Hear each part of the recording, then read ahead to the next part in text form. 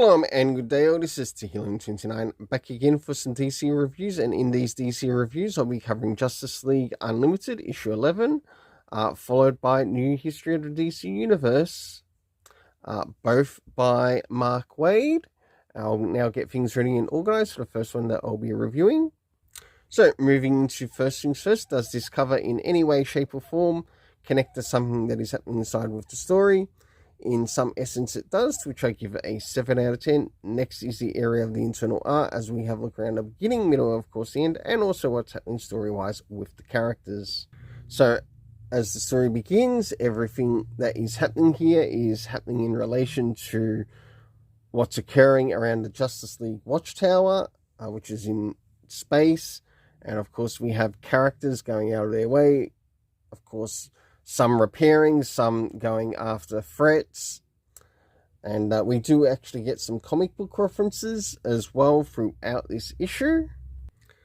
As we start to move towards the middle of the story, we see that Mr. Terrific is putting in a lot of work. We also know that the character of Time Trapper is present, until last but not least the return of Superman with Booster Gold. For the internal art, I give it a 6.5 out of 10. Now it's time to move in relation to the area of the story rating. Seeing that we are officially over issue 10, we now move into the area to which comic book references are now important. To which we do get a comic book reference in relation to the story rating. To issue 3, we have Justice League Dark, one of the Dark Tomorrow special. In the area of time, nothing was really mentioned. Next was the location, to which we had the Watchtower, as well as things that were happening in Markovia. Last but not least, the cast of characters consisting of the Justice League Unlimited members. We had Doomsday, who is Time Trapper, and last but not least, Superman, returning with the character of Booster Gold. My overall rating for this is a 6.5 out of 10. Next is the area of the new. Next is to move into the new history of the DC Universe. Next issue. So with this one, I did notice a cover for this.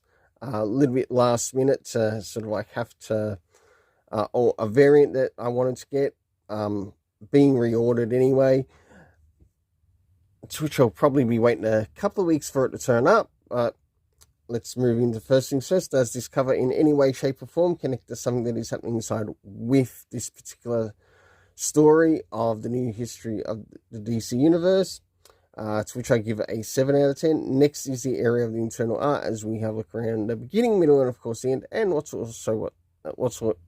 also happening story-wise with the characters. So whilst Barry Allen is relaying the information as to, well, all the events that have taken place, I think this also works well with the hypertime situation that is also occurring, because time is out of flux right now. Time in the DC universe is in a bit of chaos right now, and I do think this story does sort of work in relation to that.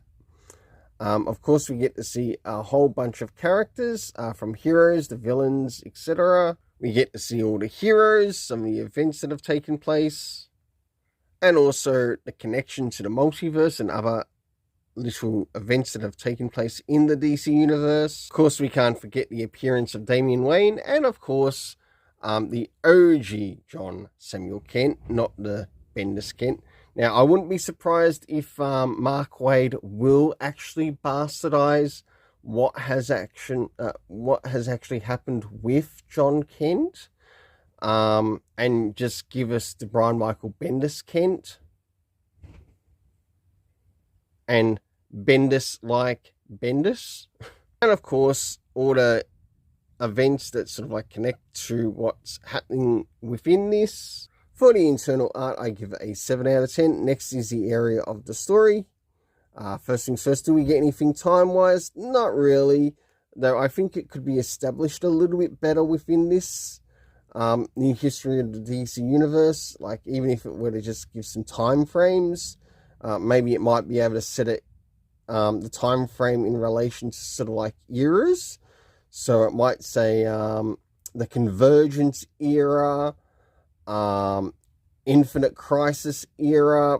I think that might actually be the way to go about the time in this particular story. Next is the location. We never really get to see any set location. We just get a lot in relation to the cast of characters. So from the characters of the Justice League, Barry Allen, who's giving the talk, and many other characters that make an appearance in this particular story, to which I give it a 6.5 out of 10. Until then, let's keep it colourful and have yourself an awesome day.